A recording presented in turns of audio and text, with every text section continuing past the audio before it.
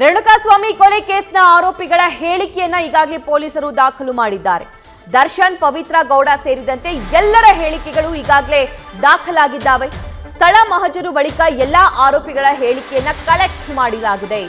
Technical evidence ಅನ್ನ ಇಟ್ಟು ಪ್ರಶ್ನೆ ಮಾಡಿದಾಗ ಬಾಯ್ಬಿಟ್ಟಿದ್ದಾರೆ ಆರೋಪಿಗಳು. ಮೊದಲಿಗೆ ನಾನವಲಲ್ಲ, ನನಗೇನು ಗೊತ್ತಿಲ್ಲ ಅಂತ ಹೇಳ್ತಾ ಇದ್ರು. ಆದ್ರೆ ಯಾವಾಗ ಅವರೇ ಇರುವಂತಹ ಟೆಕ್ನಿಕಲ್ ಎವಿಡೆನ್ಸ್ ನ ಪೊಲೀಸರು ಅವರ ಮುಂದೆ ಇಡ್ತಾರೋ ಆಗ ಸತ್ಯ ಬಾಯ್ಬಿಟ್ಟಿದ್ದಾರಂತೆ. ವಿಚಾರಣೆ ವೇಳೆ ಆರೋಪಿಗಳು ಪೊಲೀಸರಿಗೆ ಹಾಗಾದ್ರೆ ಉತ್ತರಿಸಿದ್ದೇನು, ಒನ್ ಬೈ ಒನ್ ನಾವು ಕೂಡ ನೋಡ್ತಾ ಹೋಗೋಣ. A1 ಆರೋಪಿ ಹೇಳಿದ್ದೇನು, A2 ಆರೋಪಿ ಹೇಳಿದ್ದೇನು, A3 ಆರೋಪಿ ಹೇಳಿದ್ದೇನು, A4, A5 ಆರೋಪಿಗಳು ಹೇಳಿದ್ದೇನು, ಪವಿತ್ರಾಗೂ ಅವರಿಗೂ ಕಾಂಟ್ಯಾಕ್ಟ್ ಇತ್ತ, ಪವಿತ್ರಾಗೂ ಅವರಿಗೂ ಈ ಹಿಂದೆನೆ ಪರಿಚಯ ಇತ್ತ, ಪವಿತ್ರ ಕೇವಲ ಪವನ್ ಜೊತೆ ಮಾತ್ರ ಅಳಲು ತೋಡಿಕೊಂಡಿದ್ದ, ಬೇರೆ ಆರೋಪಿಗಳ ಪರಿಚಯ ಇತ್ತ, ಇದೆಲ್ಲದರ ಬಗ್ಗೆ complete information one by one ನೋಡ್ತಾ ಹೋಗೋಣ. ನ್ಯೂಸ್ ಫಸ್ಟ್ ನಿರ್ಭೀತಿಯಿಂದ ನಿಮ್ಮ ಪರವಾಗಿ.